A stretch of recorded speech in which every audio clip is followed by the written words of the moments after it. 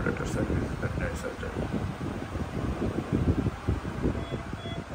দেখতে দিচ্ছেন ও 10-12 বাচ্চার বাপ ও বাসাতে প্রোডাকশন দিয়ে যাচ্ছে, রেগুলেশন হয়ে যাচ্ছে। এই জন্য পেশেন্টরা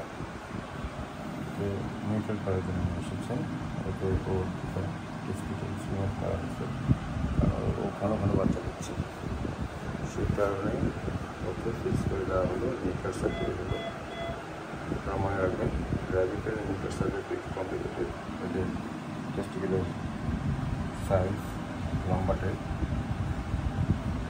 ডগ টাইপের মতো নয়, যার ফলে এবং এদের স্পোটামটা খুব পাতলা হয় এবং ব্লাড সাপ্লাই হয় সিস্টেম, যাতে খুব সাবধানে এটা করতে হয়, নাহলে এক্সেসিভ ব্লিডিং হয়ে লাইফ উৎসের ব্যবস্থা করে হতে পারে। সেক্ষেত্রে অভিজ্ঞ ডাক্তারের মাধ্যমে এই neutral plus space surgery of rabbit করা উচিত।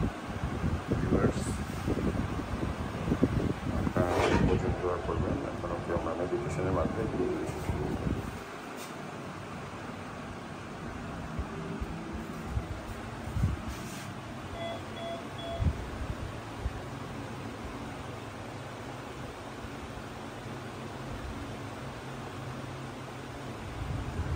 এখন আমরা